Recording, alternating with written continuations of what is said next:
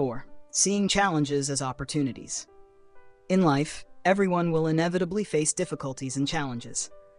The Buddha taught that suffering is a natural part of human existence, but if we view it correctly, we will see that suffering is also a great teacher, helping us grow on the path of spiritual practice and self-improvement. When faced with adversity, our minds often react with worry, fear, or avoidance.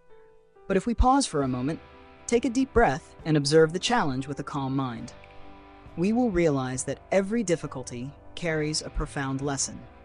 A blacksmith forging a sharp sword must temper it through intense fire and strong hammer blows.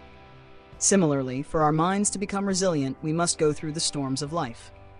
Zen masters teach that challenges are opportunities to cultivate patience, compassion, and letting go.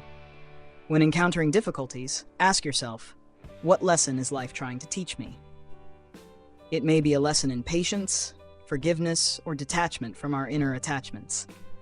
If we can welcome challenges with an open heart, we will no longer see suffering as overwhelming. Instead, we will feel gratitude for the opportunity to grow. In the Dhammapada, the Buddha taught, "As a solid rock is not shaken by the wind, so the wise remain unmoved by praise or blame."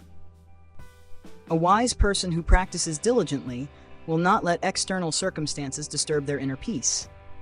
They see challenges as passing winds, coming and going, just a small part of the ever-changing flow of life.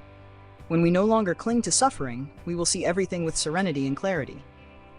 Instead of resenting fate or feeling sorrow over unfavorable events, let's train ourselves to see difficulties as opportunities for practice.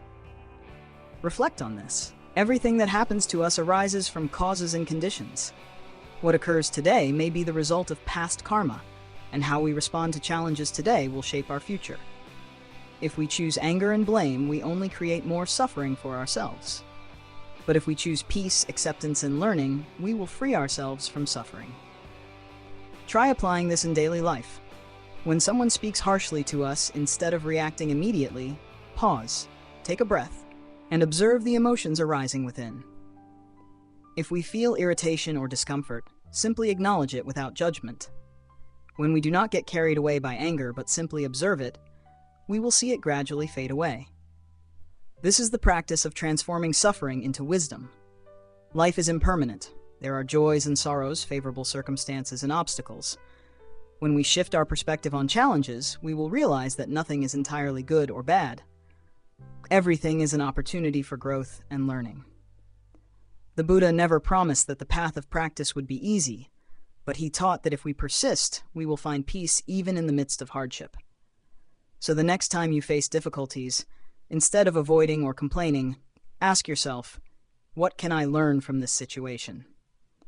Embrace it with a peaceful mind, because it is through adversity that we have the chance to cultivate and awaken true wisdom.